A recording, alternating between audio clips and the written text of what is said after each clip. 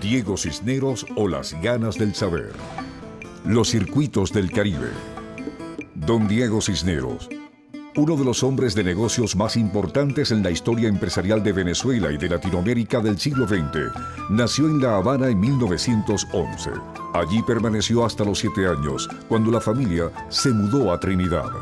Don Diego se estableció luego en Venezuela, la patria de su madre, una tierra que haría suya desde 1928 y en la cual ejecutaría todo su potencial creador, como lo hizo su antepasado más remoto de la rama familiar Bermúdez de Castro, quien había llegado a Cumaná desde Galicia en 1670.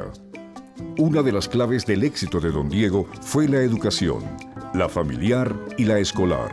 La del hogar estuvo tanto en manos de su madre venezolana como de la familia cubana paterna, que apoyó al grupo familiar cuando su progenitor falleció en 1914. La educación formal la recibió en el St. Mary's College en Puerto España. Andanzas de los progenitores. Diego tenía 3 años cuando su padre falleció. Por boca de su madre, supo que el médico habanero Don Diego Manuel Jiménez de Cisneros había sido un viajero impenitente. Sus viajes lo llevaron a Venezuela hasta asentarse en Cumaná a fines del siglo XIX, donde también se dedicó al cultivo y comercialización del cacao. La paz fue breve. La inestabilidad política, sin embargo, lo forzó a emigrar a Puerto España, Trinidad, donde instaló su consultorio de cirugía dental entre 1901 y 1910. En Trinidad, don Diego Manuel conoció y contrajo matrimonio con doña María Luisa Bermúdez de Castro y Martínez en la Iglesia del Sagrado Corazón en octubre de 1903. La familia de doña María Luisa había emigrado de Cumaná a Guayana a mediados del siglo XIX y de allí a Trinidad debido a la situación política en tiempos de Cipriano Castro. Su antepasado más remoto y fundador de la estirpe venezolana fue don Bermúdez de Castro y Caamaño, oriundo de Vimianzo, provincia de La Coruña, quien había llegado a Cumaná en 1670 con el grado de capitán. Entre cartón y botellas. Diego Manuel y María Luisa vivieron una larga temporada en Puerto España, donde nació Antonio José, su primer hijo, en 1907.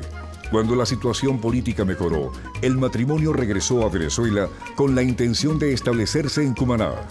Por razones familiares, sin embargo, la pareja tuvo que viajar a La Habana, donde nació don Diego en 1911. 3 años después, falleció don Diego Manuel, dejando atrás una viuda de 36 años, con 2 niños. Como don Diego solía decir, el suyo no fue un alumbramiento fácil, pues vino al mundo 2 meses antes de lo previsto. De allí que durante sus primeras semanas de vida permaneciera entre botellas de agua caliente en una caja de zapatos, la incubadora de la época en Cuba. Don Diego sobrevivió de esta manera las primeras circunstancias adversas de su vida. Una década en Trinidad. Desde el fallecimiento de su esposo en La Habana en 1914, doña María Luisa quiso volver a Venezuela, pero el tráfico marítimo era peligroso durante la Primera Guerra Mundial. Al finalizar la contienda bélica, cargando a sus 2 hijos, Antonio José de 11 años y Diego de 7, y con una modesta suma de dinero de la herencia de su suegra, doña María Luisa partió para Puerto España, donde había emigrado de nuevo su familia a fines de 1918. Allí permanecería 10 años. St. Mary's College. Don Diego cursó los estudios primarios y de bachillerato entre 1921 y 1926 en el St. Mary's College, institución regida por la Orden Católica Irlandesa del Espíritu Santo, uno de los mejores centros educativos tanto de Trinidad y Cuenca del Caribe como de la Mancomunidad Británica de Naciones. El lema fundamental de esta prestigiosa escuela, fundada en 1863 y que funciona hasta hoy día en el corazón urbano de Puerto España, era el entrenamiento de la mente con conocimientos y actividades útiles y liberales como ciencias físicas y económicas, materias humanísticas y deportes, con una severa educación religiosa. Fue precisamente en el aula, imbuida de los valores de la educación británica de orden, disciplina y trabajo, donde se fortaleció su innato espíritu emprendedor. En el St. Mary's College aprendió muy bien la lengua inglesa y la cultura anglosajona. En sus memorias, don Diego recuerda los exámenes orales y cómo solían recitar versos completos de William Shakespeare. Educación para el cambio. Con el ejemplo de su madre, una trabajadora incansable, de sus familiares venezolanos y de la experiencia escolar británica, don Diego percibió el trabajo desde pequeño como un valor ético y no como una carga. No es de extrañar entonces que haya sido en Trinidad donde el joven Diego pusiera en práctica sus primeras dotes empresariales. Cuando estaba en el colegio, se me ocurrieron dos formas de ganar algo de dinero en mi tiempo libre. Primero, me puse a trabajar en la casa con una sorbetera de helados, manipulada a mano, que funcionaba con hielo y salmuera. En la segunda incursión empresarial, Diego adecuó utensilios rudimentarios con los conocimientos de su madre para preparar papelón. Este negocio fue su primera experiencia de hacer algo para satisfacer una necesidad del público. Los venezolanos residentes en Puerto España que echaban de menos el papelón. Educación para el trabajo. La década en Trinidad concluyó en 1928 cuando doña María Luisa regresó a Venezuela.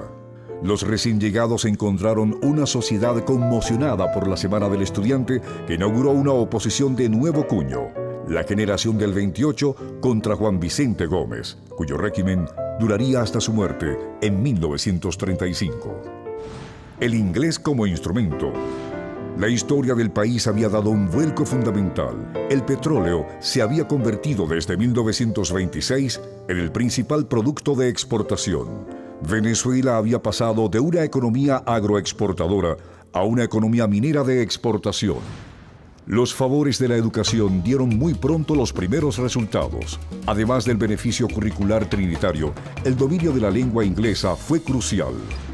Antonio José se empleó en la compañía Shell, una de las grandes concesionarias del petróleo venezolano, y Diego en el Royal Bank of Canada. Caracas sobre ruedas. Caracas, con alrededor de 150.000 habitantes en 1928, comenzaba a expandirse y necesitaba del transporte público. Los hermanos Diego y Antonio José, que aspiraban a ser trabajadores independientes, observaron que el automóvil ganaría la competencia entre los diversos medios de locomoción. Por eso invirtieron en el negocio del transporte cuando dispusieron de algunos ahorros. El primer permiso fue la línea de Catia, donde empezaron a circular con un autobús, inicialmente un camión de volteo bautizado El Expedito. Después de 1933, cubrieron las rutas Plaza Bolívar, Montepiedad, Manicomio, Plaza Bolívar, Parque Carabobo y Caracas, Petare, subiendo por Los Chorros. Don Diego se retiró del servicio de transporte en 1939, pero continuó en la actividad automotriz con la representación de firmas estadounidenses en Diego Cisneros y Compañía, fundada en 1940. Pioneros de la globalización. Pepsi Cola. La compañía fue el resultado tanto de circunstancias fortuitas que surgieron cuando Antonio José Cisneros visitó la Feria Mundial El Mundo del Mañana en Nueva York, como del espíritu emprendedor Cisneros cultivado desde Trinidad. En la feria neoyorquina en 1939, Antonio José degustó la Pepsi Cola y se puso en contacto con los representantes de la bebida con quienes concretó su explotación en Venezuela. Meses después, los hermanos Cisneros abrían la primera planta en Caracas en septiembre de 1940. El éxito fue inmediato. En menos de una década se fundó Gaseosas Orientales y se abrieron embotelladoras en más de 20 ciudades. Quien había comenzado con la modesta firma Diego Cisneros y Compañía en 1940, contaba además con Helados Tío Rico, Sociedad Anónima e Inversiones Generales en 1958. En otras palabras, mientras otros empresarios se recostaban de las dádivas del creciente y poderoso Estado petrolero venezolano, los Cisneros levantaban a pulso y sin intervención gubernamental alguna diversas empresas con conexiones internacionales. Eso hizo la diferencia. Esto es Hollywood. Don Diego no se detuvo con estos éxitos. Su don innato de emprendedor, abonada por una curiosidad insaciable y el gusto por el saber, lo llevaría a incursionar en los medios audiovisuales, una de las operaciones más significativas que emprendió don Diego a comienzos de la década de los años 60. Al término de la dictadura de Marcos Pérez Jiménez en 1958, numerosas empresas cerraron, entre ellas la firma que operaba el Canal 4, llamada entonces Televisa. Gracias a su esposa, doña Albertina Rendiles, con quien había contraído matrimonio en 1938, don Diego se interesó por el canal. Fue ella quien vislumbró su gran potencial y convenció a su esposo de participar en la subasta pública. Una vez ganada la licitación, don Diego, hechizado por el medio audiovisual, buscó la mejor tecnología al tiempo que estudiaba con voracidad todos los pormenores de la época en materia audiovisual. También firmó convenios de apoyo técnico y de intercambio de programas con la American Broadcasting Company. La inauguración del canal tuvo lugar el 27 de febrero de 1961. La gran estrella invitada fue la actriz Joan Crawford, en la cúspide de su carrera artística, quien tan solo pisar el canal exclamó: «Esto es Hollywood». Venevisión pica adelante. A partir de 1961, el éxito de Venevisión fue fulgurante gracias a una programación fresca y atractiva, con programas para niños y series para adultos con talento nacional como Casos y Cosas de Casa, con Jorge Félix y América Alonso. Programas humorísticos con los hermanos Simón Díaz y Joselo. Programas de concursos y musicales y, por supuesto, las telenovelas. Una saga que nació con La Cruz del Diablo y que continúa con el éxito mundial de Eva Luna. Las series estadounidenses se convirtieron en uno de los ganchos esenciales de la popularidad del canal y de sus elevadas cuotas de sintonía desde 1961. Entre otras, las series de vaqueros Chayanne, Sugarfoot y Bronco, o series de misterio como Un Paso al Más Allá. Los noticieros constituyeron una parte integral de la programación y apoyaron con decisión la democracia venezolana. En la tarea de robustecer el espíritu democrático, Venevisión inauguró famosos programas de opinión como Frente a la Prensa, entre cuyos moderadores figuraron Juan Liscano y Valeriano Umpierres. Una fundación para Venezuela. En el acto de entrega del premio Hombre del Año de la Publicidad de la Asociación Internacional de Publicidad de 1968, don Diego anunció la creación de una fundación que a través de la educación se dedicase al desarrollo y modernización de Venezuela. Así nació la Fundación Diego Cisneros, en la actualidad Fundación Cisneros de trascendencia internacional. Aquejado de problemas de salud, don Diego se retiró de la vida empresarial activa en 1970, pero continuó pendiente de los negocios que continuaron dos de sus hijos, Gustavo y Ricardo. Don Diego falleció en Caracas en 1980. El conocimiento gerencial y empresarial de don Diego Cisneros dejó huella en la consolidación del sector privado en Venezuela. Su firme creencia en el sistema democrático ha prevalecido en cada una de las empresas que creó.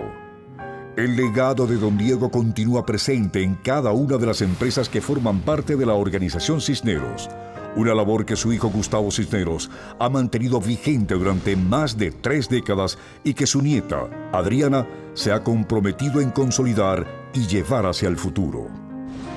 A mí me llamó mucho la atención que un hombre que se había iniciado como vendedor de refrescos, que había sido luego después dueño de líneas de autobuses, después había vendido artefactos eléctricos, tuviera ese sentido periodístico. Don Diego lo decía, dame el hombre indicado y yo echo a andar cualquier negocio. Era un hombre muy venezolano, pero era un hombre, a pesar del, vamos a decir, el poder que pudiera tener como hombre de negocio, era un hombre muy humilde. Diego Cisneros era un hombre de una gran visión, aparte de ser un gran trabajador, un gran capitán de industria. Don Diego llegaba manejando su carro y al primero que saludaba era el portero. Tenía talento, tenía una cosa que no le faltaba ni un minuto, deseo de hacer cosas. Hay que recordar que él lo hizo todo de la nada.